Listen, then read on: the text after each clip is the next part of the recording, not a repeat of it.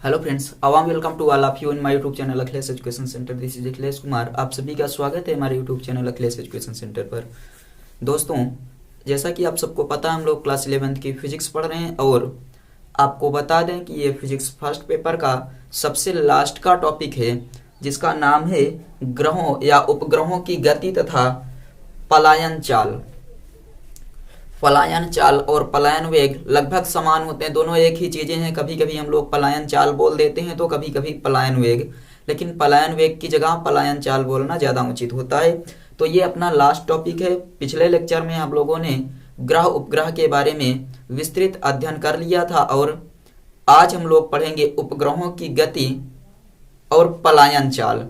पलायन चाल का मतलब कि आप लोग पृथ्वी पर ऊर्ध्वाधर किसी पिंड को किस चाल से भेजा जाए ऊपर की ओर कि वो पिंड दोबारा पृथ्वी पर वापस ना लौट कर आए। ऐसा आप लोग सोचते होंगे ना कि हो सकता है हम लोग कितना बल लगाकर किसी पिंड को ऊपर फेंक दें कि वो पिंड वापस लौटे ही ना, ऊपर ही जाता रहे। तो इन सब के बारे में पढ़ेंगे कि हम लोग किस वेग से या किस चाल से किसी पिंड को ऊपर की ओर ऊर्ध्वाधर फेंकें कि वो पिंड फिर दोबारा लौटकर पृथ्वी पर ना आए। जब हम लोग इसका अध्ययन करेंगे तो इसे हम लोग बोलेंगे पलायन चाल। और आपको ये बताएंगे इस चैप्टर में कि किस प्रकार से हम लोग मौसम आदि की जानकारी प्राप्त करते हैं, कैसे सैटेलाइट स्थापित किया जाता है, यानी कि उपग्रह कैसे पृथ्वी की कक्षा में स्थापित किए जाते हैं। तो ये बहुत इंटरेस्टिंग टॉपिक है, जुड़े रहिएगा लास्ट तक।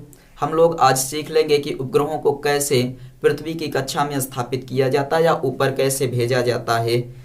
तो वैज्ञानिक बनने के लिए तैयार रहिए। चलिए हम लोग स्टार्ट करते हैं अपने टॉपिक को। लेकिन उससे पहले अगर आप लोग चैनल पर नए हैं तो सब्सक्राइब कर लीजिए, बेल आइकन प्रेस कर दीजिए और वीडियो को एक बार सभी तक शेयर कर दीजिए। चलिए शुरू करते हैं। देखिए, उपग्रहों की गति और पलायन चाल या पलायन वेग नाम है अपने चैप्टर का। उपग्रहों की गति टॉपिक है और अध्याय 8वां ही है, उपग्रहों की गति।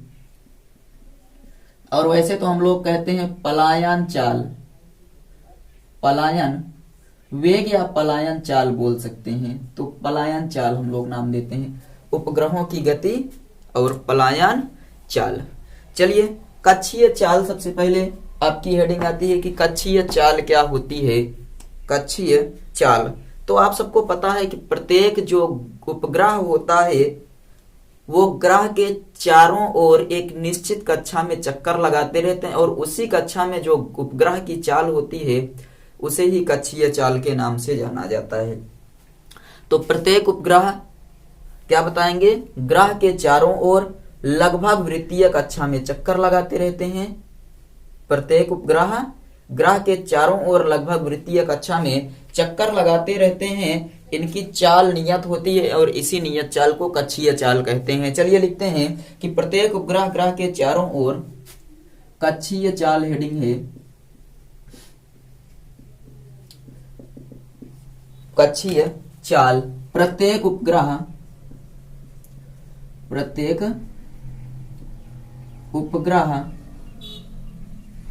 ग्रह के चारों ओर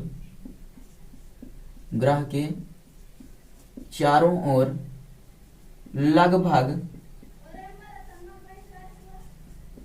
वृत्तीय कक्षा में, प्रत्येक उपग्रह ग्रह के चारों ओर लगभग वृत्तीय कक्षाओं में चक्कर लगाते रहते हैं। वृत्तीय कक्षाओं में चक्कर लगाते रहते हैं। वृत्तीय कक्षाओं में चक्कर लगाते रहते हैं। इनकी चाल नियत होती है। इनकी चाल नियत होती है, यानी कि एक नियत चाल से प्रत्येक उपग्रह ग्रह की कक्षा में चक्कर लगाते रहते हैं और इसी नियत चाल को कक्षीय चाल बोला जाता है। तो इसी नियत चाल को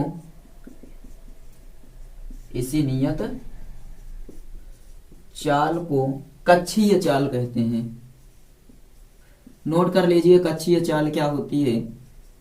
तो आप बताएंगे कि प्रत्येक उपग्रह ग्रह के चारों ओर लगभग वृत्ताकार कक्षा में चक्कर लगाते रहते हैं। और इनकी चाल नियत होती है। इसी चाल को हम लोग कहते हैं कक्षीय चाल।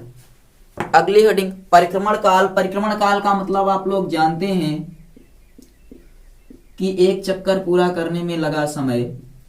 परिक्रमण काल यानी कि पीरियड ऑफ रिलैक्सेशन।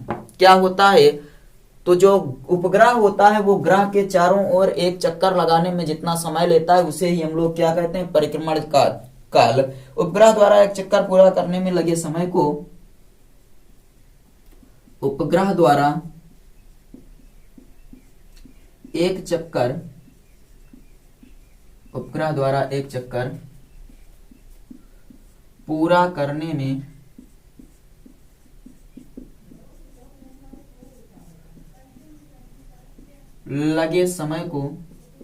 पूरा करने में लगे समय को परिक्रमण काल कहते हैं। उपग्रह द्वारा एक चक्कर पूरा करने में लगे समय को परिक्रमण काल कहते हैं। यानी कि जो उपग्रह होता है वो ग्रह का एक चक्कर पूरा करने में जितना समय लेता है उसी समय को हम लोग क्या कहते हैं, परिक्रमण काल यानी कि पीरियड ऑफ रिलैक्सेशन। अगला एक छोटा सा डेरिवेशन है, इसको नोट कर लीजिए। तो हम लोग चलिए इधर करते हैं। उपग्रह का कक्षीय वेग यानी कि कक्षा में किस वेग से चक्कर लगाता है वो आप हेडिंग लिखिएगा। उपग्रह का दिख रहा है कक्षीय वेग। उपग्रह का कक्षीय वेग माना पृथ्वी का द्रव्यमान यमी है तथा चलिए लिखते हैं माना पृथ्वी का द्रव्यमान कैपिटल यम ई है तथा उपग्रह का द्रव्यमान मान लेंगे हम लोग स्मॉल यम। उपग्रह का द्रव्यमान स्मॉल यम है। ऐसा क्यों माना हमने, क्योंकि आपने देखा कि हम लोग पृथ्वी के चारों ओर किसी उपग्रह को अगर हम लोग स्थापित करना चाहते हैं तो उसका कक्षीय वेग, किस वेग से वो चक्कर लगाएगा उसी चीज की गणना करनी। इसीलिए हमने माना कि पृथ्वी का द्रव्यमान यमी तथा उपग्रह का द्रव्यमान कितना है, यम है। उपग्रह पृथ्वी तल से यच ऊंचाई पर चक्कर लगा रहा है। उपग्रह पृथ्वी तल से स्मॉल एच ऊंचाई पर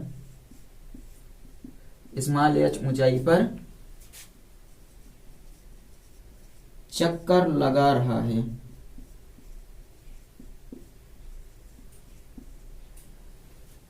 पृथ्वी का द्रव्यमान यमी है तथा उपग्रह का द्रव्यमान यम है। उपग्रह पृथ्वी तल से यच ऊंचाई पर चक्कर लगा रहा है, यच ऊंचाई पर चक्कर लगा रहा है जिसकी त्रिज्या आर है। किसकी त्रिज्या, आप इसकी त्रिज्या मानेंगे। उपग्रह का द्रव्यमान यम है और उपग्रह की त्रिज्या आर है। उपग्रह पृथ्वी तल से यच ऊंचाई पर चक्कर लगा रहा है और किस वेग से चक्कर लगा रहा है तो आप बताएंगे, और v नॉट वेग से परिक्रमण कर रहा है। तो आप बताएंगे उपग्रह की त्रिज्या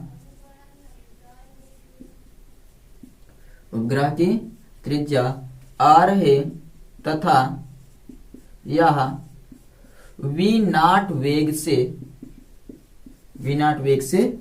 परिक्रमण कर रहा है। परिक्रमण का मतलब जान रहे हैं, पृथ्वी का चक्कर लगा रहा है, परिक्रमण कर रहा है। नोट करिए, आप मानेंगे माना पृथ्वी का द्रव्यमान यम है, उपग्रह का द्रव्यमान यम है, यानी पृथ्वी का कैपिटल यम है और उपग्रह का स्मॉल यम। उपग्रह पृथ्वी तल से यच ऊंचाई पर चक्कर लगा रहा है। उपग्रह की त्रिज्या r है तथा यह v वेग से परिक्रमण कर रहा है। तो परिक्रमण कर रहा है तो बताइए, अब आप लोग बताइए उपग्रह पर लगने वाला अभिकेंद्र बल कितना होगा। अतः उपग्रह पर लगने वाला अभिकेंद्र बल के बारे में आपको पढ़ाया गया है। अभिकेंद्र बल, उपग्रह पर लगने वाला अभिकेंद्र बल F बराबर mv स्क्वायर अपान r होता है, mv not square upon r हो जाएगा। नीचे दिख रहा है उपग्रह पर लगने वाला अभिकेंद्र बल, चलिए दिख रहा है। आप क्या बताएंगे, उपग्रह पर लगने वाला अभिकेंद्र बल F बराबर mv0 अपान r हो जाएगा, तथा गुरुत्वाकर्षण बल कितना होगा, तथा गुरुत्वाकर्षण बल F बराबर कैपिटल G m अपान r², इतना होगा, बताइए।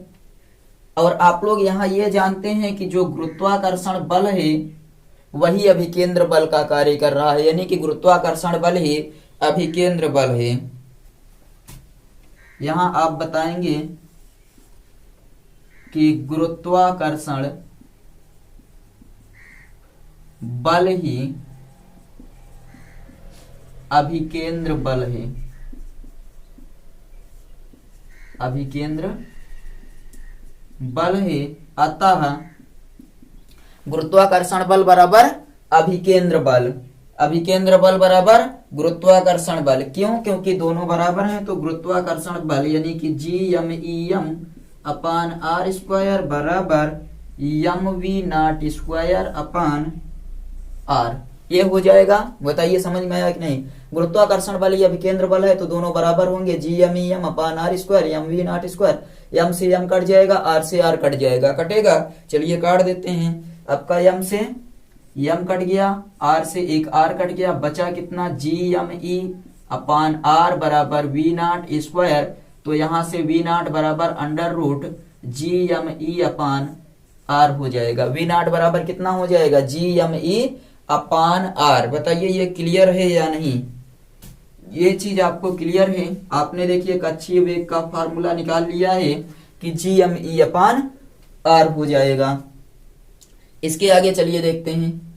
यहाँ पर ऊपर का आप लोगों ने नोट कर लिया होगा, तो इसके बाद हम लोग इस चीज को देखते हैं कि जो परिक्रमण आप लोगों ने कक्षीय वेग का फार्मूला व्युत्पन्न किया है, वो पूरा का पूरा कक्षीय वेग हम लोग व्युत्पन्न कर सकते हैं कि कक्षीय वेग ही कितना होगा, क्योंकि g का मान आपको पता है, me का मान आपको पता है, और पृथ्वी की त्रिज्या आप पता कर सकते हैं। ये आपके छोटे पिंड की त्रिज्या है, त्रिज्या हम लोग चलिए मान लेंगे कुछ। अब मान लेंगे, माना पृथ्वी की त्रिज्या कितनी है, r, हम पृथ्वी के लिए गणना कर रहे हैं, तो माना पृथ्वी की त्रिज्या re है। यहां पर आगे माना पृथ्वी की त्रिज्या re है, तथा जो पिंड आपका h ऊंचाई पर है, तथा पृथ्वी तल से उपग्रह की ऊंचाई h है, तथा पृथ्वी तल से उपग्रह की ऊंचाई, पृथ्वी तल से उपग्रह की ऊंचाई h है। तो आप लोगों ने पढ़ा है कि r के स्थान पर re प्लस h हो जाएगा, तब उपग्रह की पृथ्वी के केंद्र से दूरी, तब उपग्रह की पृथ्वी, उपग्रह की क्या हो जाएगी, पृथ्वी के केंद्र से दूरी, पृथ्वी के केंद्र से दूरी, तब उपग्रह की पृथ्वी के केंद्र से दूरी r बराबर आपका हो जाएगा re प्लस h। कब? जब आपका जो पृथ्वी की त्रिज्या re है तथा पृथ्वी तल से h ऊंचाई पर कोई उपग्रह है, तब उपग्रह की पृथ्वी के केंद्र से दूरी आपकी इतनी हो जाएगी। और उसके बाद तब देखिए यहाँ r के स्थान पर आप क्या रखेंगे, re प्लस h, तो आप रखिए तब v0 बराबर अंडर रूट GME अपान re प्लस h। ये समझ में आ गया। जब आपकी पृथ्वी तल से h ऊंचाई पर कोई उपग्रह है, तब के लिए वेग आपका आ रहा है GME re प्लस h। ये क्लियर। उसके बाद इसको मिटा दिया जाए। चलिए इस चीज को मिटा देते हैं। हम लोग क्या पढ़ रहे हैं, उपग्रह का कक्षीय वेग इतना। चलिए अच्छा हम लोग उधर देखते हैं। अब तो ये समझिए, परंतु आप लोगों को एक चीज पढ़ाया गया है, याद रखिएगा कि g बराबर आप लोग क्या पढ़े हैं, यहां से देखिए g बराबर आपने पढ़ा है कैपिटल G me² अपान re²। ये पढ़े हैं आप लोग, g कैपिटल me अपान re²। तो यहां से हम लोग ये कह सकते हैं कि जी एम ई बराबर जी आर ई स्क्वायर। यहाँ पर देखिए G R E square, capital R रखिएगा, जी आर ई स्क्वायर। तो आप बताइए, परंतु जी एम ई बराबर, ये आप लोगों ने पहले पढ़ रखा है, जी और जी में संबंध निकाल रहे थे तभी। तो यहाँ पर हम लोग रख देंगे, देखिए जी आर ई स्क्वायर किसके स्थान पर, जी एम ई के स्थान पर। तो आपका हो जाएगा, देखिए वी नॉट बराबर under root G R E square upon R E plus H. Clear है। यदि जो एच है वो आर ई की तुलना में बहुत कम हो, एच आपका क्या हो, बहुत छोटा हो जाए आर ई की तुलना में, तो आप क्या करेंगे, या आप एक चीज यहां कर सकते हैं, देखिए वी नॉट बराबर आर ई बाहर ले लीजिए और उसके बाद अंडर रूट जी अपान आर ई प्लस एच। ये एक फार्मूला आ जाएगा, यहाँ पर एक फार्मूला, ये भी आपका डेरिवेट हो चुका है। यहां से देखिए वी नॉट बराबर आर ई बाहर आ गया, अंडर रूट जी बचा, आर ई प्लस एच आपका बच गया, ये वाला फार्मूला। तो आप लोग इस चीज को नोट कर लिए हैं। तो हम लोग इधर आगे मिटा दें या फिर और आगे बढ़ें। अतः कक्षीय चाल का मान उपग्रह की पृथ्वी तल से ऊंचाई पर निर्भर करता है। इस चीज से आपको क्या पता चला कि अतः कक्षीय चाल का मान, कक्षीय चाल का मान उपग्रह की पृथ्वी तल से ऊंचाई पर निर्भर करता है। यहां से हमने डेरिवेशन करना स्टार्ट किया कि उपग्रह की कक्षीय चाल क्या होती है। तो आपने बताया कि माना पृथ्वी का द्रव्यमान यमी है तथा जो आपका उपग्रह का द्रव्यमान यम है, उपग्रह पृथ्वी तल से यह ऊंचाई पर चक्कर लगा रहा है, उपग्रह की त्रिज्या आर तथा यह वी नॉट वेग से चक्कर लगा रहा है। तो आप बताएंगे उपग्रह पर लगने वाला अभिकेंद्र बल F बराबर M V not square upon R तथा गुरुत्वाकर्षण बल F बराबर G M E M upon R square. ये एम ई आपने क्यों रखा, क्योंकि हम लोग इसे माने हैं पृथ्वी की त्रिज्या, तो पृथ्वी का द्रव्यमान। और आप देखिए यहाँ पर फिर करेंगे आपका, यहाँ के बाद यहाँ गुरुत्वाकर्षण बल ही अभिकेंद्र बल है, अतः दोनों बल को बराबर करके जो कटेगा काट देंगे। आपका यहाँ से वी नॉट बराबर आ गया under root G M E upon R. अब ये मान लेते हैं कि पृथ्वी की त्रिज्या आर ई है, यहाँ पर देखिए हमने आर ई ही माना है, यहाँ देखिए ये वाला पॉइंट, यानी द्रव्यमान तो पृथ्वी की त्रिज्या आर ई तथा ऊंचाई एच है, तब उपग्रह का पृथ्वी के केंद्र से दूरी आर बराबर आर ई प्लस एच हो जाएगा। और यहाँ पर मान रख देंगे आर बराबर आर ई प्लस एच, है ना। उसके बाद फिर आपको पता है जी बराबर, चूंकि जी बराबर G M E upon R E square, तो यहाँ से जी एम ई बराबर जी आर ई स्क्वायर हो जाएगा, G R E square G M E के स्थान पर। और देखिए यहाँ से आर ई बाहर ले लिए, G upon under root R E minus H बच गया। चलिए इधर का मिटाते हैं, आप लोग एक बार स्क्रीनशॉट ले लीजिए। तो ले लिए, चलिए अब मिटा रहे हैं। यहाँ पर अब देखते हैं इसके आगे हमें क्या करना है। आपने जब ये फार्मूला प्राप्त किया तो यहाँ आपको एच दिख रहा है, इसलिए आपने कह दिया कि गुरुत्वीय त्वरण का मान, ये कक्षीय चाल का मान उपग्रह की पृथ्वी तल से ऊंचाई पर निर्भर करता है। कक्षीय चाल का मान उपग्रह की पृथ्वी तल से ऊंचाई पर निर्भर करता है। ये क्लियर है। तो यहाँ पर आप बता देंगे कि ये निर्भर करता है। अब आगे देखिए वी नॉट बराबर, यहाँ से ये ऊपर का अलग का हिस्सा है, वहां के बाद से यहाँ पर देखिए वी नॉट बराबर आप क्या पढ़े हैं, R E under root G R E plus H, ये वाला फार्मूला। इतना ठीक है। यदि हम लोग क्या कर दें, जो एच है वो बहुत बहुत बहुत ज्यादा छोटा है आर ई की तुलना में, यानी कि जो उपग्रह की ऊंचाई लिए हैं वो बहुत कम है आर ई पृथ्वी की त्रिज्या की तुलना में, तो हम लोग क्या करेंगे, एच को नगण्य मान सकते हैं। तो एच को नगण्य मान सकते हैं, नगण्य मानकर छोड़ सकते हैं। नगण्य मानकर छोड़ देंगे तो आपका बचेगा वी नॉट बराबर, देखिए यहाँ आपका फार्मूला क्या हो जाएगा, आर ई अंडर रूट जी अपान आर ई। इस आर ई को यहाँ ले जाएंगे तो वर्ग के रूप में आएगा, वी नॉट बराबर under root G R E square upon R E, ये आर ई से आर ई कट गया, वी नॉट बराबर under root G R E. इतना क्लियर है?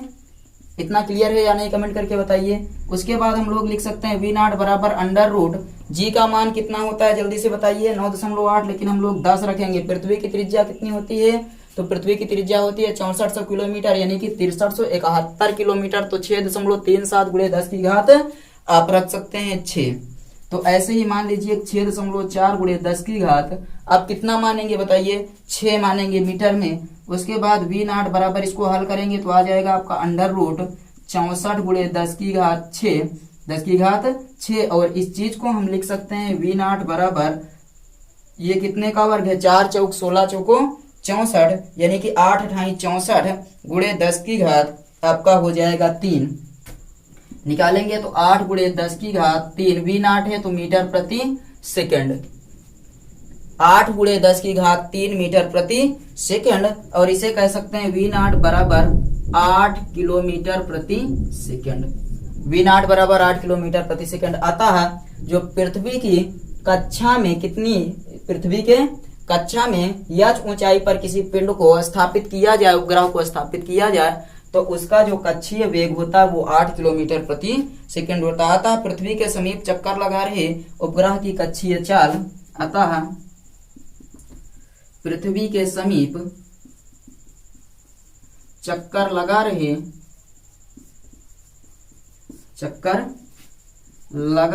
उपग्रह की कक्षीय चाल, पृथ्वी के समीप चक्कर लगा रहे उपग्रह की कक्षीय चाल 8 किलोमीटर प्रति सेकंड होती है। यानी कि पृथ्वी के करीब जो कक्षा उपग्रह चक्कर लगा रहा है उसकी कक्षीय चाल कितनी है?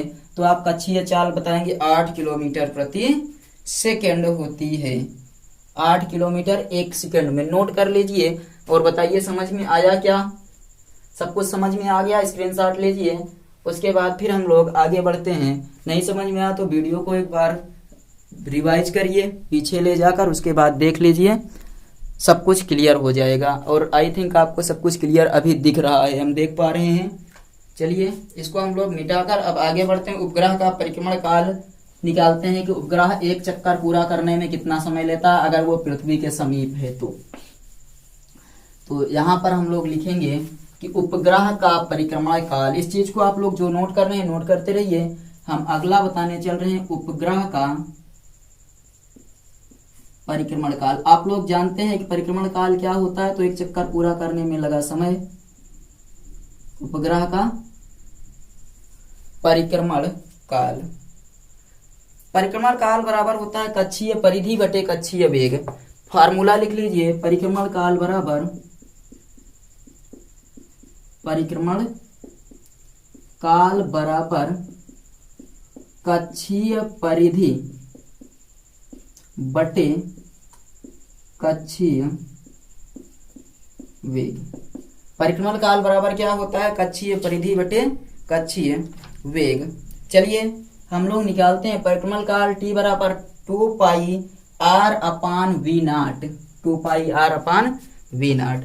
तो यहाँ लिखेंगे टी बराबर 2 pi R upon V naught. V naught का मान पता है कितना होता है? वी नॉट का मान आपको पता है कितना होता है? तो नीचे है वी नॉट, याद रखिएगा। तो इसे हम लोग लिख सकते हैं, यहां पर देखिए, इसको चलिए मिटा दे रहे हैं। वी नॉट बराबर आपने कितना पढ़ा है जल्दी से बताइए, कमेंट करके बताइए, सबको पता है? हम लोग इसे लिख सकते हैं टी बराबर 2 pi R E plus H, 2 pi R E plus H बटे under root G M E, under root G M E बटे R E plus H, G M E upon R E plus H. ये clear? नहीं clear? देखिए ऐसा क्यों हुआ तो आप बताएंगे। आर बराबर कितना होता है? आर ई प्लस एच, तथा जो आपका वी नॉट है, वी नॉट बराबर G M E upon R E plus H का अंडर रूट। अब क्लियर? टू पाई अपने स्थान पर, आर के स्थान पर आर ई प्लस एच बटे under root G M E upon R E plus H, ये भी नॉट के स्थान पर। अब क्लियर हुआ या नहीं? आई थिंक अब तो क्लियर हुआ होगा, आप कोई समस्या नहीं होगी। चलिए ठीक है, आप लोग होनहार बच्चे हैं, सब कुछ क्लियर है। वैसे ही कह रहे थे नहीं क्लियर है। चलिए आप लोग, और हाँ, चैनल पर अगर सब्सक्राइब नहीं किए हैं अभी तक, नए हैं तो सब्सक्राइब कर लीजिएगा, ऐसे ही वीडियो हमेशा मिलती रहेगी आप सबको। आगे अब हम लोग हल करते हैं। देखिए आगे हल करेंगे तो ये आपका ये वाला यहां भेज देते हैं, t बराबर 2 pi R E plus H, ये under root R E plus H हो जाएगा, जाएगा ऊपर तो, बटे नीचे under root G M E बचेगा, जी एम ई नीचे दिख रहा है। चलिए अभी हम लोग लिख सकते हैं। तो यहां पर घात 1 है, यहां पर घात 1/2 है, ये दिख रहा है या नहीं बताइए जल्दी से। घात यहां पर कितना है, इस वाले पर घात 1/2, यहां पर कितनी घात 1, ये ठीक है। तो इतना आपके समझ में आया या नहीं हमें जल्दी से एक बार कमेंट करके बता दीजिए। जल्दी से आप लोग कमेंट करके बताइए ये चीज आपके समझ में आया या नहीं। अब हम लोग क्या करते हैं, यहां पर जी एम ई जो है आपका, ये कैपिटल एम है और कैपिटल जी है। जी एम ई बराबर आपका होता है G R E square, G M E बराबर जी आर ई स्क्वायर होता है। तो इसी चीज को हम लोग रख लेते हैं यहां पर, इसी चीज को यहां पर क्या करते हैं, रख लेते हैं कि जी एम ई बराबर जी आर ई स्क्वायर हम लोग अब रखते हैं। चलिए देखिए, इस चीज को हम जब हल करेंगे, पूरे को जब हम लोग सॉल्व करेंगे तो t बराबर आपका आएगा 2 pi R E plus H का क्यूब बटे जी एम ई बराबर क्या होता है हमें जल्दी से बताइए। जी एम ई बराबर आपका होता है जी आर ई स्क्वायर, तो इसके स्थान पर हम रख देंगे जी आर ई स्क्वायर। ये जी एम ई बराबर आपका जी आर ई स्क्वायर, तो हमने रख दिया जी एम ई बराबर जी आर ई स्क्वायर। और यदि हम लोग एच को आर की तुलना में नगण्य मान लें, मानेंगे कि H is less than R E, तो एच को नगण्य मान लेते हैं, नगण्य मान लेते हैं।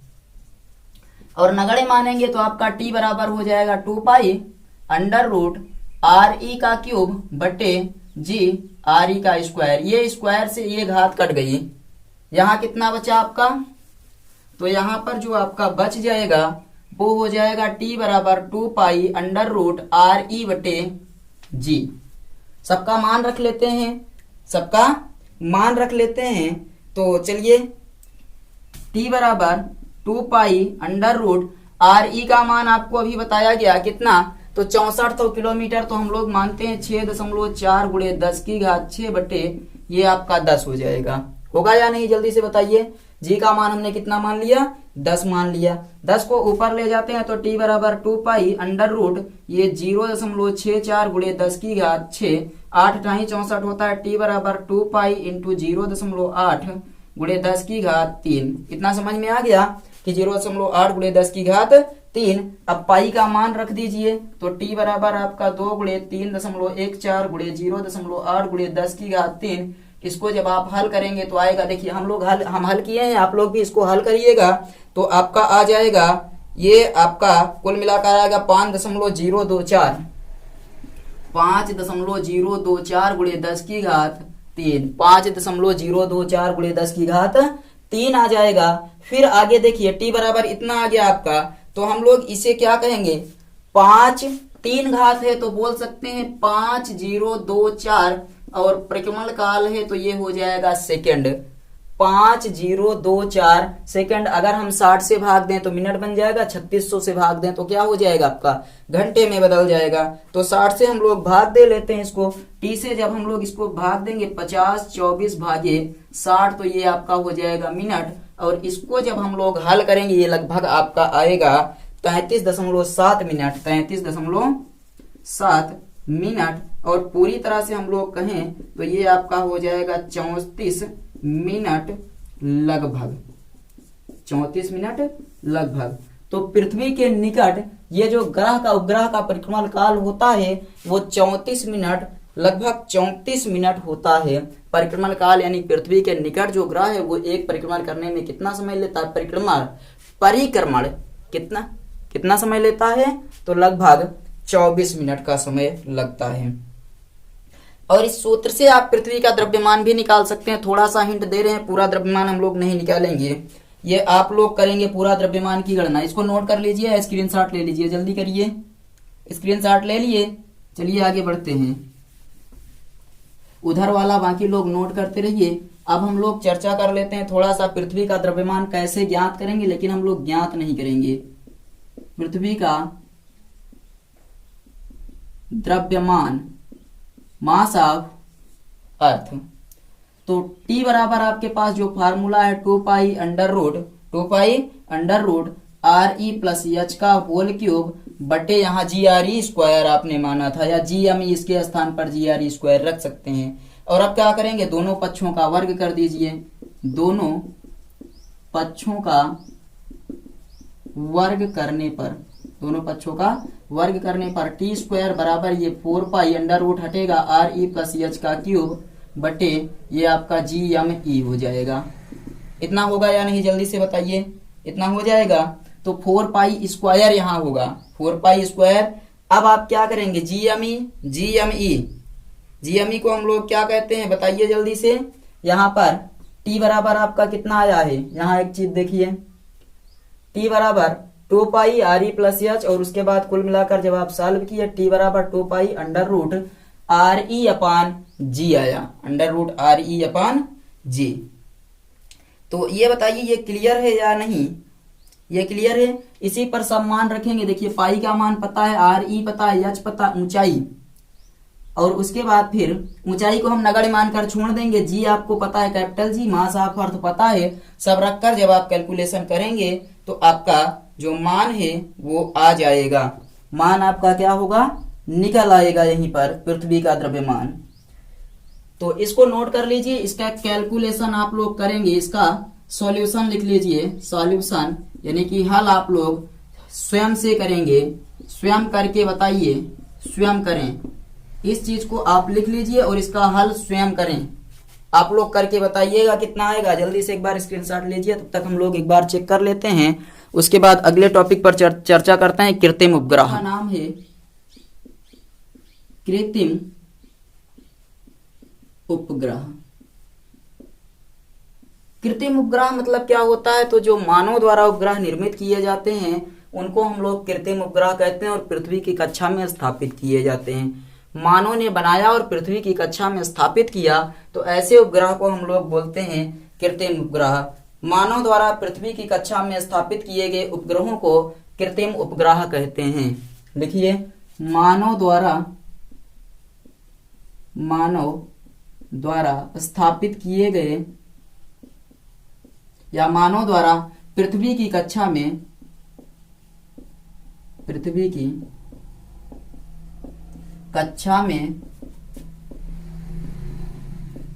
स्थापित किए गए,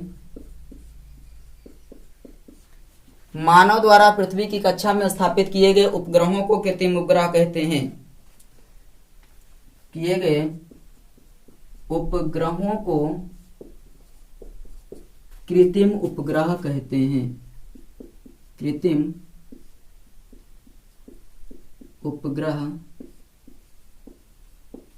कहते हैं। क्या बताएंगे आप लोग कि मानव द्वारा पृथ्वी की कक्षा में स्थापित किए गए उपग्रह को कृत्रिम उपग्रह कहते हैं। बताइए, मानव द्वारा पृथ्वी की कक्षा में स्थापित किए गए उपग्रह को कृत्रिम उपग्रह कहते हैं। आप लोग कम से कम इसके लिए तो एक लाइक कर दीजिए। वीडियो देख लेते हैं, लाइक नहीं करते हैं, कर दिया करिए। मानव द्वारा पृथ्वी की कक्षा में स्थापित किए गए उपग्रहों को कृत्रिम उपग्रह कहते हैं। विश्व का सर्वप्रथम जो स्पुतनिक फर्स्ट था वो था कृत्रिम उपग्रह, और उसको किसने छोड़ा था, तो रूसी वैज्ञानिकों द्वारा छोड़ा गया था। विश्व का प्रथम स्पुतनिक या विश्व का स्पुतनिक प्रथम कृत्रिम उपग्रह रूसी वैज्ञानिकों द्वारा कब छोड़ा गया था, तो आप बताएंगे 1957 में। तो लिखिए, विश्व का सर्वप्रथम, विश्व का सर्वप्रथम स्पुतनिक फर्स्ट, क्या नाम था? स्पुतनिक फर्स्ट रूसी वैज्ञानिकों द्वारा छोड़ा गया उपग्रह था। रूसी वैज्ञानिकों द्वारा सन 1957 में छोड़ा गया था। ऐसे लिखिए, स्पुतनिक फर्स्ट रूसी वैज्ञानिकों द्वारा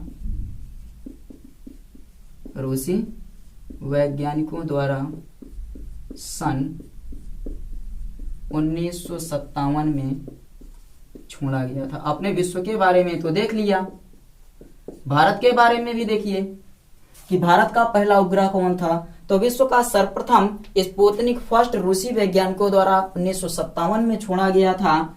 दूसरा आप लोग देखेंगे कि भारत ने पहला कृत्रिम उपग्रह आर्यभट्ट सन 1975 में छोड़ा। भारत ने पहला कृत्रिम उपग्रह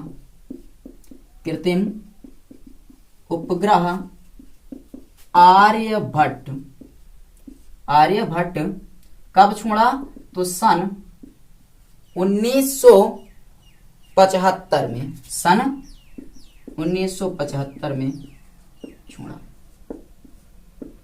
आप क्या बताएंगे कि विश्व का सर्वप्रथम स्पुतनिक फर्स्ट रूसी वैज्ञानिकों द्वारा 1957 में छोड़ा गया, जबकि भारत का पहला कृत्रिम उपग्रह जिसे आर्यभट्ट नाम दिया गया ने आर्यभट्ट सन 1975 में छोड़ा गया था। सन 1975 में छोड़ा गया था।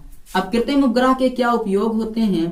तो कृत्रिम क्या बोलते हैं? कृत्रिम कहते हैं, याद रखिएगा, कृत्रिम की बजाय कृत्रिम कर लीजिएगा।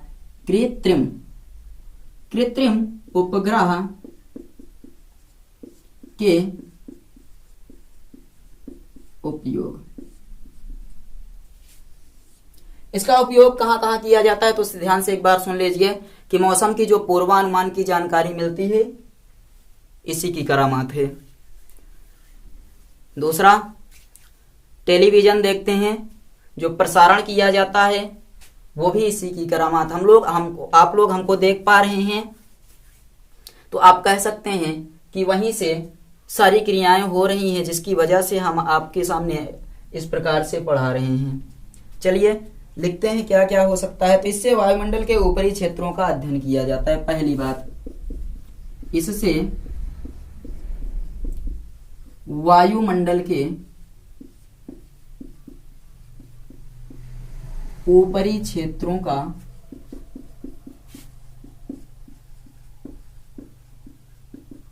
अध्ययन किया जाता है। वायुमंडल के ऊपरी क्षेत्रों का अध्ययन किया जाता है, ये क्लियर हुआ। दूसरा, पृथ्वी के आकार के बारे में जानकारी यहीं से मिलती है, बाहर से ही हमें पता चलता है ना। तो आप बताएंगे पृथ्वी के आकार के बारे में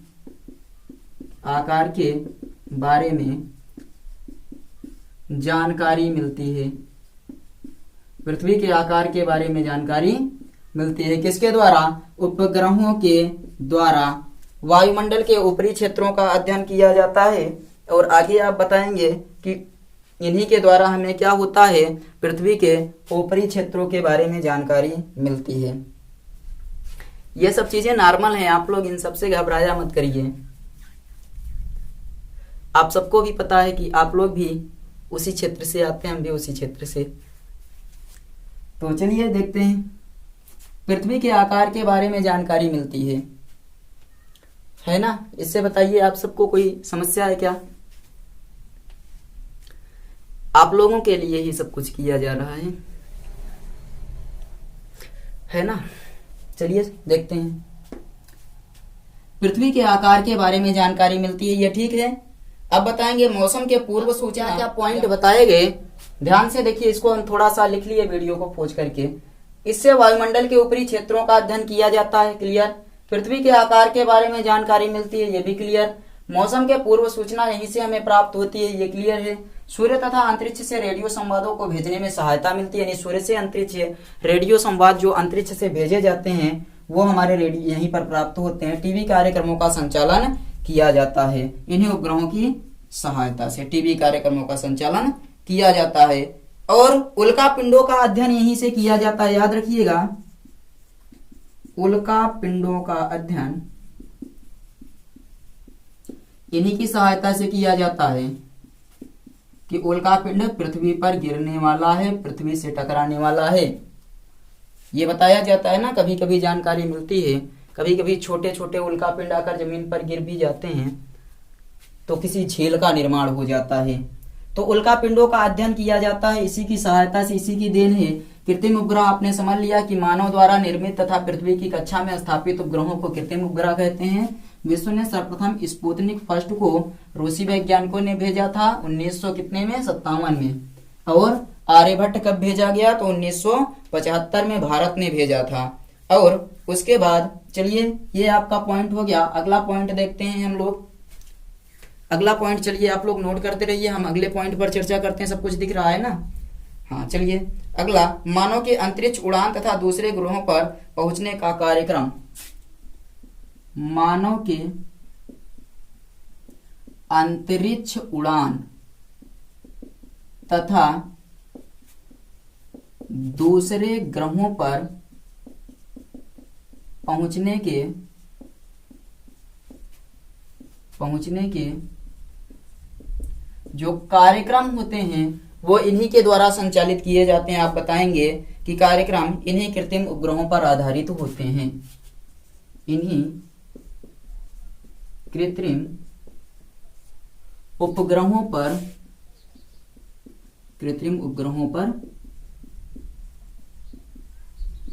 आधारित होते हैं। मानव के अंतरिक्ष उड़ान तथा दूसरे ग्रहों पर पहुंचने के कार्यक्रम इन्हीं कृत्रिम उपग्रहों पर आधारित होते हैं। और आप बताएंगे इसका उपयोग युद्ध काल में भी किया जाता है। इसका उपयोग युद्ध काल में किया जाता है। इसका उपयोग युद्ध काल में किया जाता है। एक और चीज लिख लीजिए कि जब मानव क्या करता है, विमान चालक उपग्रह को दिशा निर्देशक के रूप में प्रयोग करता है। विमान चालक उपग्रह को दिशा निर्देशक के रूप में प्रयोग करता है। आई थिंक आपको क्लियर दिख रहा होगा, बताइए कमेंट करके। चलिए हम लोग इंक ले लेते हैं थोड़ी सी, तब तक आप लोग बताइए ये चीजें आपके समझ में आ रही हैं या नहीं। सबसे पहला आप क्या बताएंगे, इससे वायुमंडल के ऊपरी क्षेत्रों का अध्ययन किया जाता है। दूसरा आप बताएंगे कि ये जब ऊपरी क्षेत्रों का अध्ययन हो गया तो आगे आप बताएंगे पृथ्वी के आकार के बारे में जानकारी मिलती है। अगला आप बताएंगे मौसम के पूर्व सूचना या मौसम की पूर्व सूचना की जानकारी हमें यहीं से प्राप्त होती है। अगला आप बताएंगे टेलीविजन के कार्यक्रमों का प्रसारण यहीं से किया जाता है। सूर्य तथा अंतरिक्ष से रेडियो संवाद इसी की सहायता से भेजे जाते हैं। उल्का पिंडों के बारे में जानकारी हमें कृत्रिम उपग्रहों से ही प्राप्त होती है। मानव की अंतरिक्ष उड़ान तथा दूसरे ग्रहों पर पहुंचने के जो कार्यक्रम होते हैं वो इन्हीं पर आधारित होते हैं। आगे इनका उपयोग युद्ध काल में किया जाता है और विमान चालक इसका उपयोग दिशा निर्देशक के रूप में भी करता है। इसको नोट करिए जल्दी से। उसके बाद हम लोग भूतुल्यकाली उपग्रह के बारे में चर्चा करते हैं और आज ये टॉपिक अपना कवर करना है, तो आप लोग नोट करिए। उसके बाद भूतुल्यकाली उपग्रह पर चर्चा करते हैं। चलिए, आई थिंक आप लोगों ने स्क्रीनशॉट तो ले ही लिया होगा, ले लिए हैं। नीचे का हम मिटा रहे हैं और लिखते हैं भूतुल्यकाली उपग्रह। भूतुल्यकाली उपग्रह, भूतुल्यकाली नहीं है, भूतुल्यकाली उपग्रह। भूतूत नहीं है, लिखिए भूतुल्यकाली, भूतुल्यकाली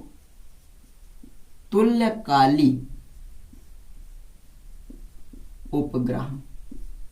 अब समझ में आया? भूतुल्यकाली उपग्रह। चलिए, दिख तो रहा है। भूतुल्यकाली उपग्रह किन्हें कहते हैं, तो आप बताएंगे जब कोई उपग्रह अपनी कक्षा में एक ही बिंदु पर स्थिर प्रतीत होता है। जब कोई उपग्रह अपनी ही कक्षा में एक ही बिंदु पर स्थिर प्रतीत होता है तो ऐसे उपग्रह को भूतुल्यकालीय उपग्रह कहते हैं। चलिए लिखते हैं, जब कोई उपग्रह अपनी कक्षा में एक ही बिंदु पर स्थिर प्रतीत होता है, जब कोई उपग्रह अपनी कक्षा में एक ही बिंदु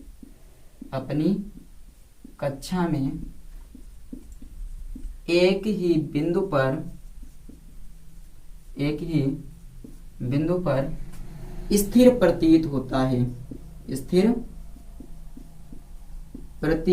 होता है, तो उसे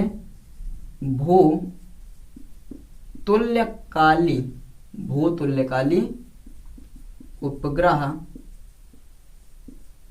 कहते हैं।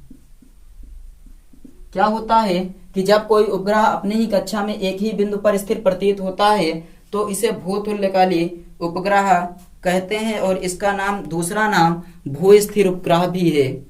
तो इसका दूसरा नाम आप लिख लीजिए कि अन्य नाम भू-स्थिर उपग्रह भी है।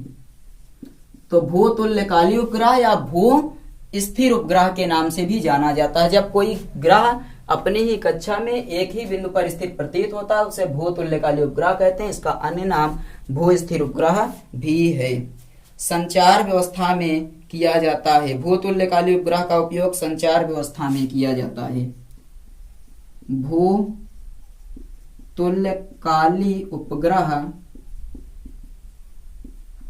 का उपयोग संचार व्यवस्था में किया जाता है। भूतुल्यकाली उपग्रह का उपयोग संचार व्यवस्था में किया जाता है। पहला पॉइंट नोट करिएगा, भूतुल्यकाली उपग्रह का उपयोग संचार व्यवस्था में किया जाता है। भूतुल्यकाली उपग्रह का परिक्रमण काल पृथ्वी के समान 1 साइकिल दिवस होता है। भूतुल्यकाली उपग्रह का परिक्रमण काल पृथ्वी के समान 1 साइकिल दिवस यानी कि चक्र बोलते हैं, साइकिल दिवस होता है। एक बार हमें चेक करने दीजिए, नीचे दिख रहा है भूतुल्यकाली उपग्रह का परिक्रमण काल पृथ्वी के समान 1 साइकिल दिवस होता है। इसको नोट कर लीजिए। और उसके बाद हम लोग तीसरे चीज पर चर्चा करते हैं कि 1 साइकिल दिवस बराबर 23 घंटा 56 मिनट 4 सेकंड। 1 साइकिल दिवस ऐसे लिखिए, 1 साइकिल दिवस बराबर कितना बोला गया अभी? 23 घंटा 56 मिनट 4 सेकंड। 23 घंटा 56 मिनट 4 सेकंड। इसी को दूसरे चीज से कहते हैं, या फिर आप बता दीजिए एक दिन में कितने सेकंड होते हैं, वही हो जाएगा 86,164 सेकंड या 86,164 सेकंड। तो 1 साइकिल दिवस बराबर होता है 23 घंटा 56 मिनट 4 सेकंड या 86,164 सेकंड। इसको नोट करिए। उसके बाद आप बताएंगे इसकी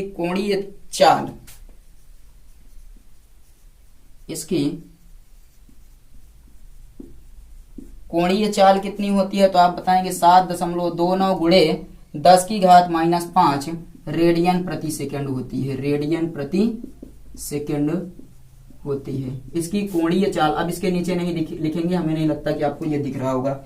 1 साइकिल दिवस बराबर 23 घंटा 56 मिनट 4 सेकंड या फिर 86,164 सेकंड और इसकी कोणीय चाल 7.29 गुणे 10 की घात -5 रेडियन प्रति सेकंड होती है। इस चीज को नोट करिए, जल्दी से इस चीज को नोट करिए।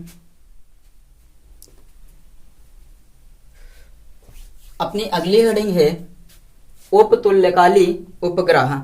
उपतुल्यकाली उपग्रह किसे कहते हैं? तो वे उपग्रह जो पृथ्वी का एक दिन में 2 चक्कर पूरा करते हैं उन्हें हम लोग उपतुल्यकाली उपग्रह कहते हैं। तो आप परिभाषा में क्या लिखेंगे कि वे उपग्रह, परिभाषा में क्या लिखेंगे, चलिए लिखते हैं कि जो उपग्रह पृथ्वी का एक दिन में 2 चक्कर पूरा करते हैं उन्हें उपतुल्यकाली उपग्रह कहते हैं। भूतुल्यकाली उपग्रह आपने क्या पढ़ा, कमेंट करके जल्दी से बताइए। आप लोग कमेंट करके बताइए भूतुल्यकाली उपग्रह किन्हें कहते हैं। तो भूतुल्यकाली उपग्रह किन्हें बोलते हैं, जो अपनी ही कक्षा में एक ही बिंदु पर स्थिर प्रतीत होते हैं उन्हें भूतुल्यकाली उपग्रह कहते हैं। और उपतुल्यकाली उपग्रह वे उपग्रह होते हैं जो एक दिन में पृथ्वी का 2 चक्कर लगाते हैं। एक दिन में कितने चक्कर, 2 चक्कर। तो चलिए लिखते हैं कि जो उपग्रह पृथ्वी का एक दिन में 2 चक्कर पूरा करता है, जो उपग्रह पृथ्वी का एक दिन में 2 चक्कर पूरा करता है, 2 चक्कर पूरा करता है, उसे उपतुल्यकाली उपग्रह कहते हैं। उपतुल्यकाली उपग्रह कहते हैं। जो उपग्रह पृथ्वी का एक दिन में 2 चक्कर पूरा करते हैं उन्हें उपतुल्यकाली उपग्रह कहते हैं। उपतुल्यकाली उपग्रह का परिक्रमण काल लिखिए। उपतुल्यकाली उपग्रह का परिक्रमण काल, उपतुल्यकाली उपग्रह का परिक्रमण काल 11 घंटे 58 मिनट का होता है। 11 घंटे 58 मिनट का होता है। तो आप क्या बताएंगे कि वे सभी उपग्रह जो एक दिन में पृथ्वी का 2 चक्कर पूरा करते हैं उन्हें बोलते हैं उपतुल्यकाली उपग्रह। और उपतुल्यकाली उपग्रह का परिक्रमण काल 11 घंटे 58 मिनट का होता है। 11 घंटे 58 मिनट का होता है। चलिए भूतुल्यकाली उपग्रह की परिक्रमण चाल लिख लेते हैं। हेडिंग लिखिए भूतुल्यकाली उपग्रह की, भूतुल्यकाली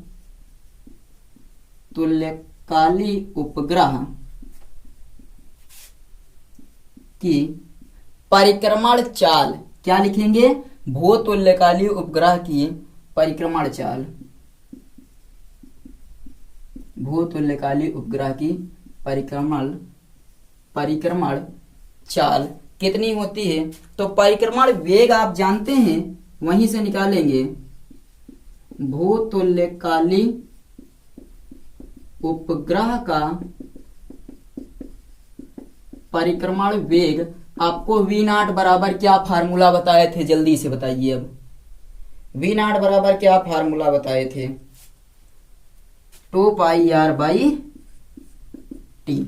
अभी हम लोग सॉल्व कर रहे थे तो t बराबर 2πr/t निकाले थे या नहीं। यहां से t बराबर 2πr/t, ये V0, तो V0 बराबर हो जाएगा 2πr/t। मान रखते हैं सबका। V0 बराबर 2 गुणे 3.14 गुणे r। r आपका क्या है, तो r है आपका 42, 11, 53, 30। 42, 11, 53, 30। देखिए किसकी, भूतुल्यकाली उपग्रह की परिक्रमण चाल। तो भूतुल्यकाली उपग्रह की ये त्रिज्या की बात हो रही है कि कितनी त्रिज्या है इसकी।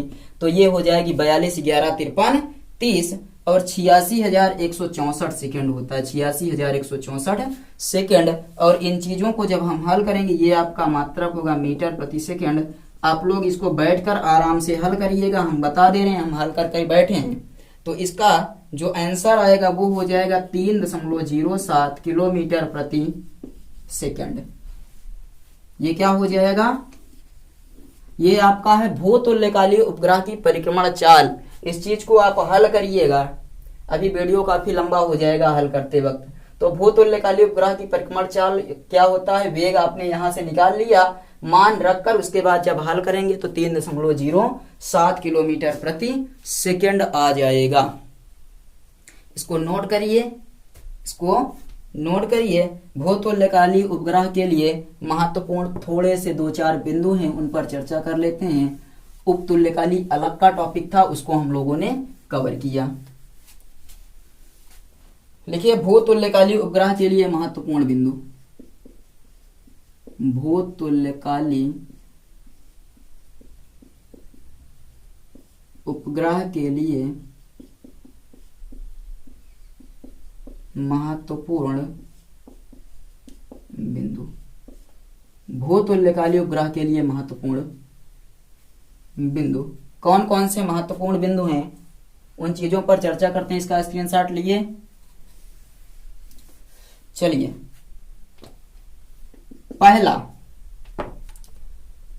पहली बात तो इसका परिक्रमण काल आपको बताया गया 23 घंटे 56 मिनट 4 सेकंड का होता है या होना चाहिए। अगर आप लोग भूतुल्यकालीय उपग्रह की बात कर रहे हैं तो बताएंगे इसका परिक्रमण काल, इसका परिक्रमण काल 23 घंटे कितने मिनट, 56 मिनट 4 सेकंड, 23 घंटे 56 मिनट 4 सेकंड का होना चाहिए, पहली बात। दूसरी बात यह है, इसकी ऊंचाई पृथ्वी तल से लगभग 36,000 किलोमीटर होनी चाहिए। इसकी ऊंचाई पृथ्वी तल से लगभग 36,000 किलोमीटर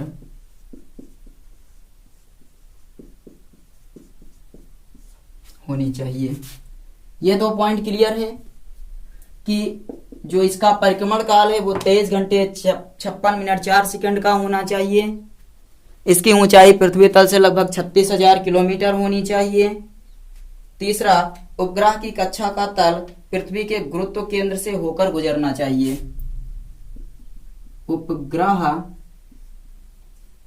की कक्षा का तल पृथ्वी के गुरुत्वीय केंद्र से होकर गुजरना चाहिए। उपग्रह की कक्षा का तल पृथ्वी के गुरुत्वीय केंद्र से होकर गुजरना चाहिए। पृथ्वी के गुरुत्वीय केंद्र से होकर गुजरना चाहिए। और जो आपका अगला पॉइंट है यानी कि चौथा पॉइंट, वो आपका है कि उपग्रह को अपनी कक्षा में पश्चिम से पूर्व की दिशा में परिक्रमण करना चाहिए। उपग्रह को अपनी कक्षा में पश्चिम से पूर्व की ओर परिक्रमण करना चाहिए। उपग्रह को अपनी कक्षा में पश्चिम से पूर्व की ओर परिक्रमण करना चाहिए, यानी कि जो उपग्रह होगा उसके लिए ये भूतुल्यकालीय उपग्रह के लिए महत्वपूर्ण बिंदुएं दी गई हैं कि सबसे पहले उसका परिक्रमण काल 23 घंटे 56 मिनट 4 सेकंड का होना चाहिए। दूसरी बात, इसकी ऊंचाई पृथ्वी तल से लगभग 36,000 किलोमीटर होनी चाहिए। तीसरी बात, उपग्रह की कक्षा का तल पृथ्वी के गुरुत्वीय केंद्र से गुजरना चाहिए और उपग्रह को अपनी कक्षा में पश्चिम से पूर्व की ओर परिक्रमण करना चाहिए। अगली हेडिंग आप लिखिएगा पलायन ऊर्जा। पलायन ऊर्जा, पलायन ऊर्जा देख लेते हैं। उसके बाद फिर हम लोग पलायन चाल पर चर्चा करेंगे या पलायन वेग, जिसे हम लोग सामान्यतः बोल देते हैं लेकिन चाल कहना चाहिए, उस पर चर्चा करेंगे। आपकी एनसीईआरटी में साफ साफ अक्षरों में लिखा है कि पलायन वेग कहना गलत है। आप क्या कहेंगे? पलायन चाल। लेकिन वैसे सामान्यतः निकल जाता है पलायन वेग। हम भी देखिए अभी पढ़ा रहे हैं, 1-2 बार निकल ही जाएगा पलायन वेग। पलायन ऊर्जा क्या होती है? तो पलायन चाल से फेंकने के लिए पिंड को दी गई ऊर्जा को पलायन ऊर्जा कहते हैं। क्या बताएंगे? पलायन चाल से फेंकने के लिए, पलायन चाल से फेंकने के लिए पिंड को दी गई ऊर्जा पिंड को दी गई ऊर्जा को पलायन ऊर्जा कहते हैं। पलायन चाल से फेंकने के लिए पिंड को दी गई ऊर्जा को पलायन ऊर्जा कहते हैं। पलायन चाल से फेंकने के लिए पिंड को दी गई ऊर्जा को पलायन ऊर्जा कहते हैं। इसका मान देखिए, पलायन ऊर्जा U बराबर पलायन ऊर्जा U बराबर क्या कर रहा है, पलायन चाल से फेंकने के लिए दी गई ऊर्जा, तो आपका हो जाएगा GMEM अपान R। GMEM अपान, ऐसे मानिए RE ज्यादा बेहतर रहेगा। GMEM अपान RE, ये गुरुत्वाकर्षण नियतांक है, यम आपका पृथ्वी का द्रव्यमान है, स्मॉल m उस पिंड का द्रव्यमान है, RE पृथ्वी की त्रिज्या है। इसको नोट कर लीजिए।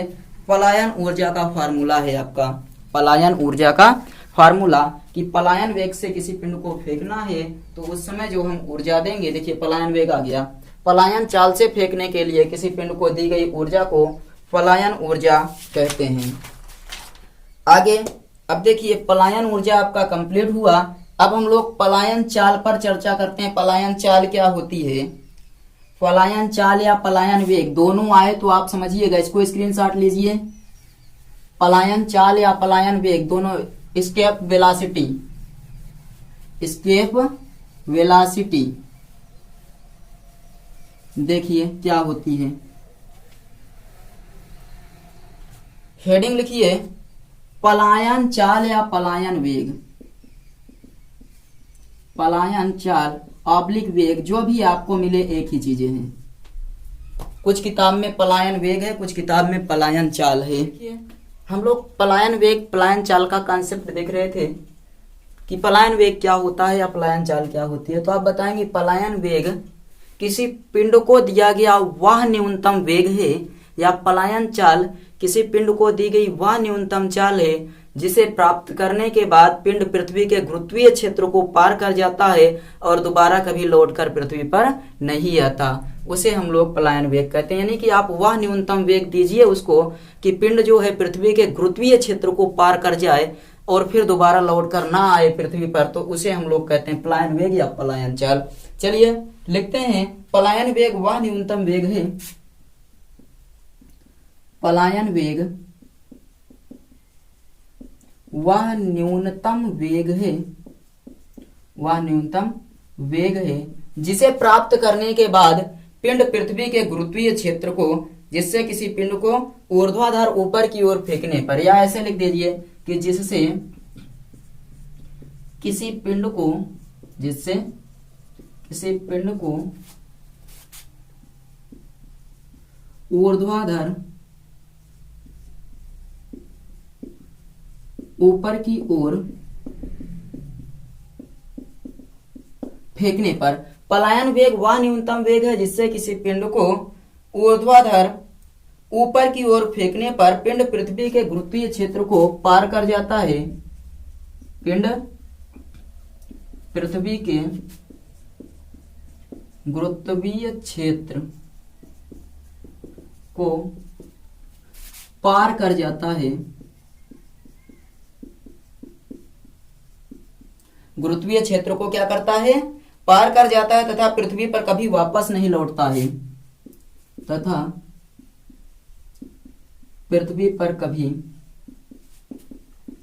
वापस नहीं लौटता है, पलायन वेग कहलाता है या पलायन चाल कहलाती है। पलायन वेग कहलाता है। पलायन वेग वह न्यूनतम वेग है जिससे किसी पिंड को ऊर्ध्वाधर ऊपर की ओर फेंकने पर पिंड पृथ्वी के गुरुत्वीय क्षेत्र को पार कर जाता है और दोबारा फिर कभी लौटकर पृथ्वी पर वापस नहीं आता है, पलायन वेग कहलाता है। पलायन वेग को VE से लिखते हैं, किससे लिखते हैं तो आप बताएंगे, पलायन वेग को VE से लिखते हैं, यानी कि शॉर्ट फॉर्म में हम लोग लिखते हैं VE, एस्केप वेलोसिटी। इसका मान कितना होता है तो पृथ्वी पर इसका मान होता है 11.2 किलोमीटर प्रति सेकेंड, इसका मान कितना होता है, तो पलायन पृथ्वी तल पर पलायन वेग का मान लिखिए, पृथ्वी तल पर पलायन वेग का मान 11.2 किलोमीटर प्रति सेकंड होता है। पृथ्वी तल पर पलायन वेग का मान कितना होता है, तो पृथ्वी तल पर पलायन वेग का मान 11.2 किलोमीटर प्रति सेकंड होता है। पलायन ऊर्जा आप बताएंगे, पलायन ऊर्जा वास्तव में पिंड की गतिज ऊर्जा होती है। पलायन ऊर्जा वास्तव में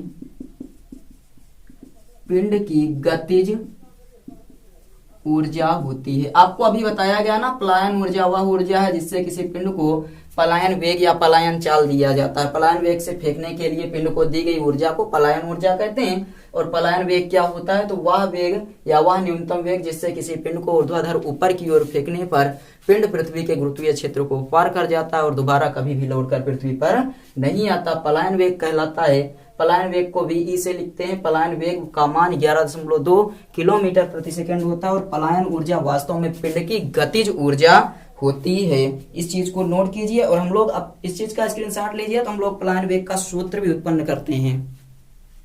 स्क्रीनशॉट ले लीजिए, पलायन वेग का फार्मूला भी उत्पन्न कर रहे हैं, तो स्क्रीनशॉट ले लिए होंगे। चलिए लिखिए पलायन वेग का सूत्र, हेडिंग आप लोग लिखिए पलायन वेग का सूत्र। आज इस टॉपिक को हम लोग कंप्लीट करेंगे, थोड़ी सी लंबी क्लास रहेगी लेकिन सब लोग सेशन में जुड़े रहिए। पलायन वेग का सूत्र, फार्मूला है पलायन वेग का सूत्र। हमें क्या करना है, व्युत्पन्न करना है। इस चीज को भी मिटा दे रहे हैं आप लोग, अब ध्यान देकर पढ़िए। अभी पलायन वेग समझ में आया या नहीं कमेंट करिए। सब लोग जल्दी से कमेंट करके बताइए पलायन वेग का मान कितना होता है, पृथ्वी तल पर पलायन वेग का मान कितना होता है। जल्दी से सभी लोग कमेंट करिए, कमेंट करके बताइए पलायन वेग का मान कितना होता है। जल्दी से कमेंट करिए, देखिए कौन कौन बता पाता है, कौन कौन पढ़ रहा है। जल्दी से कमेंट करिए कि पलायन वेग का मान कितना होता है। चलिए कमेंट करके बताइए, देखिए कितना कमेंट आता है। जितने लोग जुड़े हैं सब लोग कमेंट कर पाते हैं या आपस में बात ही कर रहे हैं, भेजिए कमेंट करके। उसके बाद फिर हम आगे पढ़ाएंगे। आप लोग कमेंट करके जब तक नहीं बताएंगे तब तक ये स्टॉप। अब आगे आपको तभी बताएंगे जब आप लोग कमेंट करके जल्दी से बताइए कि पलायन वेग का मान कितना होता है। चलिए बताते रहिए, हम लोग आगे बढ़ते हैं। अच्छा, माना पिंड का पलायन वेग वी है, आपने अभी माना था। माना पिंड का पलायन वेग वी है, क्योंकि स्केप वेलोसिटी होता है ना, तो पलायन ऊर्जा बराबर गतिज ऊर्जा हो जाएगी आपकी। तो पलायन ऊर्जा बराबर गतिज ऊर्जा। पलायन ऊर्जा आपको क्या बताया गया अभी कि किसी पिंड को पलायन वेग से फेंकने के लिए दी गई ऊर्जा को हम लोग पलायन ऊर्जा कहते हैं। किसी पिंड को पलायन वेग से फेंकने के लिए पिंड को दी गई ऊर्जा को पलायन ऊर्जा कहते हैं। तो जी एम ई एम, पलायन ऊर्जा कितनी है, जी M E M upon R ई, यही तो था। और गतिज ऊर्जा कितनी होती है, हाफ एम वी स्क्वायर। ये कटा, ये इधर आएगा, ये इधर जाएगा, यानी कि हमें पलायन वेग का सूत्र ज्ञात करना है। पलायन वेग को किससे लिखते हैं, वी ई से लिख सकते हैं, गुणा कर देते हैं। ये आपका हो जाएगा 2GME, 2GME अपान आर ई बराबर VE स्क्वायर। तो VE बराबर क्या हो जाएगा, अंडर रूट 2GME अपान आर ई। क्लियर, 2GME अपान आर ई हो जाएगा। परंतु आपने पढ़ा है GME बराबर जी आर ई स्क्वायर रख देते हैं। VE बराबर अंडर रूट 2GME के स्थान पर G R E square upon R E. R E से आर ई कट गया, आपके पास बचा VE बराबर under root 2G R E. G गुरुत्वीय त्वरण है, आर पृथ्वी की त्रिज्या है।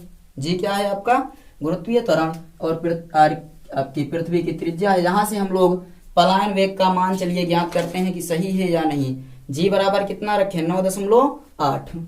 यदि जी बराबर 9.8 मीटर प्रति सेकेंड स्क्वायर और आर ई बराबर 6.4 गुणे 10 की घात 6, त्रिज्या है तो मीटर, रख लें। चलिए रखते हैं। वी बराबर हो जाएगा under root 2 into 9.8 into 6.4 into 10⁻6। ये क्लियर। अब इन सबका जब हम गुणा करेंगे तो आपका इतना आएगा। देखिए यहाँ पर 6.4 की बजाय 6.37 रखिए, क्योंकि एग्जैक्ट डेटा रख रहे हैं तो सब एग्जैक्ट ही रखेंगे। कितना रख लिए? 6.37, 6371 होती है गुणे 10 की घात 6।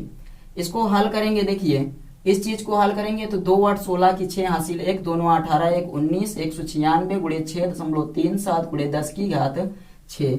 वी बराबर अंडर रूट, अब आप 19.6 गुणे 6.337 का जब आप लोग गुणा करेंगे 124.852 आएगा।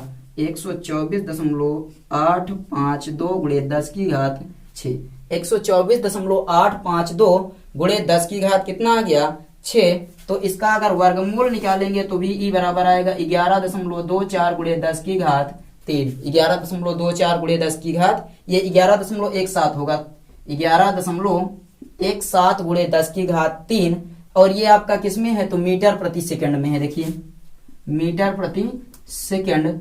और उसके बाद अगर हम किलोमीटर में बदलें तो ये 10 की घात 3 आपका क्या हो जाएगा? हट जाएगा। यहाँ पर आ जाएगा वी बराबर 11.7 है, 5 से बड़ा तो 2 किलोमीटर प्रति सेकंड। ये आ गया पलायन वेग। 11.2 किलोमीटर प्रति सेकंड के वेग से अगर हम किसी पिंड को ऊपर की ओर फेंक दें तो वो पिंड दोबारा कभी लौट कर पृथ्वी पर वापस नहीं आएगा। ये है आपका पलायन वेग का सूत्र। हम लोग भी उत्पन्न कर रहे थे तो आपको बता दिए कि जो पलायन वेग होता है वो पलायन ऊर्जा और गतिज ऊर्जा दोनों एक ही चीजें होती हैं। आपको बताया गया कि वास्तव में जो पलायन ऊर्जा होती है वही आपकी क्या होती है? गतिज ऊर्जा। तो दोनों को बराबर कर दिए, दोनों को बराबर करके वी का मान निकाल कर सब मान रख दिए, हल कर दिए। 11.2 आ गया। स्क्रीनशॉट ले लीजिए, उसके बाद फिर हम लोग आगे थोड़ा सा देखते हैं। स्क्रीनशॉट ले लिए हैं। चलिए आगे हम लोग अगली हेडिंग देखते हैं कि कक्षीय वेग तथा पलायन वेग में संबंध। कक्षीय वेग तथा पलायन वेग में संबंध। हेडिंग लिखिए, कक्षीय वेग तथा पलायन वेग में संबंध।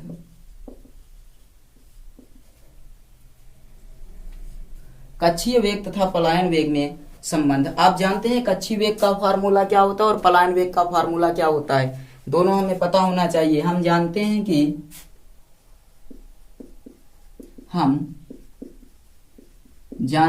कि कक्षीय वेग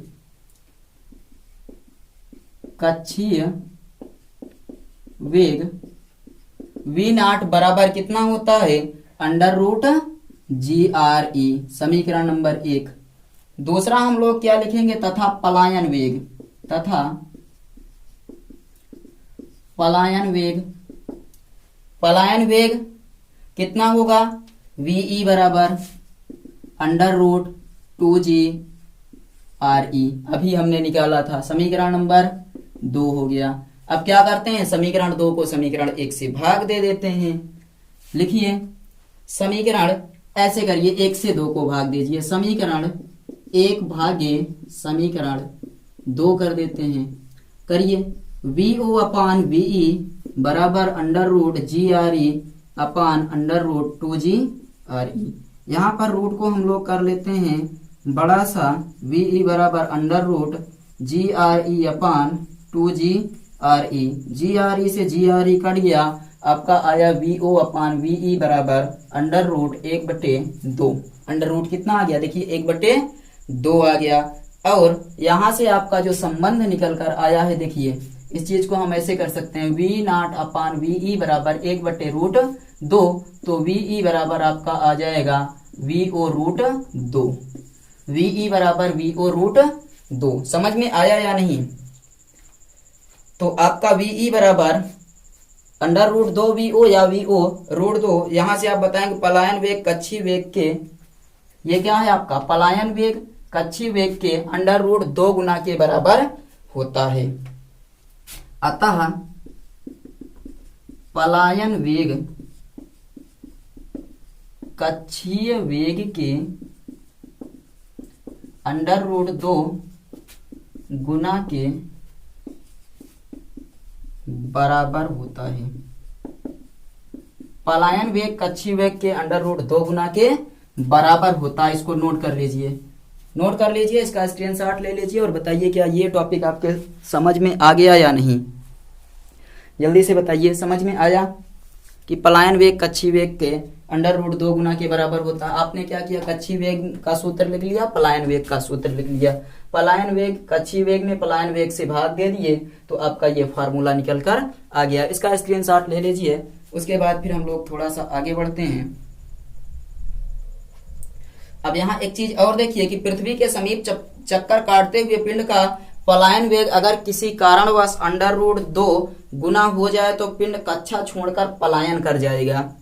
यानी कि जो कक्षीय वेग है वो किसी कारणवश √2 गुना हो जाए तो वो जो पिंड होगा वो कक्षा छोड़कर क्या हो जाएगा, कक्षा छोड़कर पलायन कर जाएगा, क्योंकि उसका वेग पलायन वेग के बराबर हो जाता है। तो यहाँ एक चीज लिखिएगा, पृथ्वी के समीप चक्कर काटते पिंड, पृथ्वी के समीप चक्कर लगाते पिंड लगाते हुए पिंड का ये क्या है, कक्षीय वेग यदि किसी कारणवश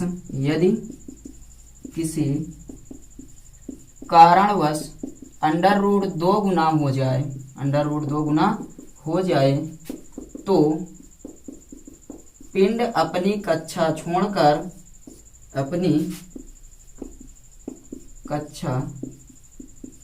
छोड़कर पलायन कर जाएगा। यानी कि अगर √2 गुना कक्षीय वेग हो गया तो वो पलायन वेग के बराबर हो जाएगा और पलायन वेग होते ही पिंड गायब, अपनी कक्षा छोड़कर क्या हो जाएगा, गायब हो जाएगा। अब चलिए हम लोग कृत्रिम उपग्रह को पृथ्वी की कक्षा में स्थापित करते हैं। कृत्रिम उपग्रह को पृथ्वी की कक्षा में स्थापित करते हैं, इसका स्क्रीनशॉट ले लीजिए। तो हम लोग एक उपग्रह को अब चल रहे हैं पृथ्वी की कक्षा में स्थापित करने। आप लोग सीखिए, साइंटिस्ट बनने की बारी आ गई है कि कैसे पृथ्वी की कक्षा में किसी उपग्रह को स्थापित किया जा सकता है। हम लोग भी स्थापित करेंगे, डिफरेंस इतना रहेगा, हम लोग इस पर स्थापित करेंगे, आप लोग अपनी नोट्स में स्थापित करेंगे, कभी चलकर मौका मिला तो प्रयोग करेंगे।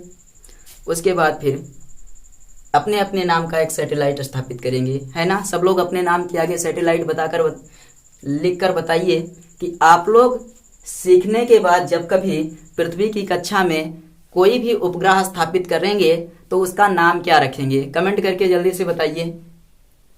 आप लोग अपने नाम से ही रखेंगे या हम सिखाए हैं आपको तो कोई हमारे नाम का भी रखेगा, बताइए जल्दी से कमेंट करके बताइए। सब लोग अपने नाम के बाद सैटेलाइट का नाम लगाएंगे या अपने नाम से ही सैटेलाइट को रखेंगे। जैसे आर्यभट्ट ने आर्यभट्ट रखा, स्पुतनिक ने स्पुतनिक फर्स्ट रखा, वैसे ही आपको भी सिखाने चल रहे हैं कि पृथ्वी की कक्षा में कैसे किसी भी उपग्रह को स्थापित किया जाता है। सीखने के बाद जब आप लोग पृथ्वी की कक्षा में उपग्रह को स्थापित करेंगे तो उनका नाम क्या रखेंगे, बताइए, उस उपग्रह का नाम क्या होगा। स्क्रीनशॉट ले लिए होंगे। चलिए जल्दी से आप लोग कमेंट करके बताते रहिए कि आप लोग कौन से नाम पर उपग्रह को स्थापित करने वाले हैं पृथ्वी की कक्षा में। सीखने के बाद आप लोग प्रयास करेंगे तो जब उपग्रह स्थापित होगा तो उसका नाम क्या देंगे, उस सैटेलाइट का नाम क्या देंगे। हेडिंग लिखिए, पृथ्वी की कक्षा में कृत्रिम उपग्रह स्थापित करना। पृथ्वी की कक्षा में कृत्रिम उपग्रह स्थापित करना। पृथ्वी की कक्षा में कृत्रिम उपग्रह स्थापित करना यानी कि मानव निर्मित उपग्रह जब आप लोग बनाएंगे और पृथ्वी की कक्षा में स्थापित करेंगे, कैसे स्थापित करेंगे, क्या नाम देंगे, क्या नाम होगा, सब लोग आप सब लोग कमेंट करके बताइए।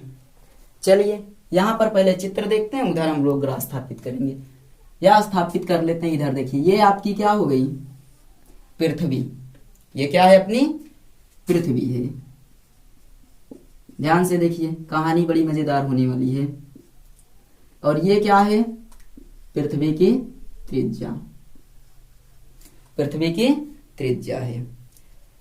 पृथ्वी तल से यह ऊंचाई लेते हैं हम लोग, यह ऊंचाई पर किसी पिंड को स्थापित करना है, यह ऊंचाई पर किसी पिंड को स्थापित करना है। तो स्थापित करने का तरीका यह है कि पिंड को यहां से ऐसे आपने क्या किया, भेजा, और पिंड ऐसे गति करेगा, ऐसे, है ना। उसके बाद ये यहां पर पहुंचेगा, फिर यहां से ऐसे यहां जाएगा। देख रहे हैं, यहां से आपने ऐसे छोड़ा, ये पिंड यहां गया, उसके बाद ये ऐसे निकला, यहां से होते हुए ये पिंड फिर से यहां चक्कर लगाते हुए ऐसे आया। आ रहा है कुछ समझ में? पिंड कैसे घूम रहा है, ऐसे, फिर यहां आएगा, फिर उसके बाद ये कुछ ऐसे चक्कर लगाएगा, फिर यहां से आएगा, ये ऐसे यहां दिखेगा, ऐसे। सबका नाम दे देते हैं। पिंड यहां से चला है एक से, उसके बाद घूमा, तो ये कक्षा कैसी बनी आप बताइए? दूसरी कक्षा जो बनी आपकी, यहां से निकला तो यहां पर पहुंचा, ये वृत्ताकार है। दूसरी कक्षा कैसी है? वृत्ताकार।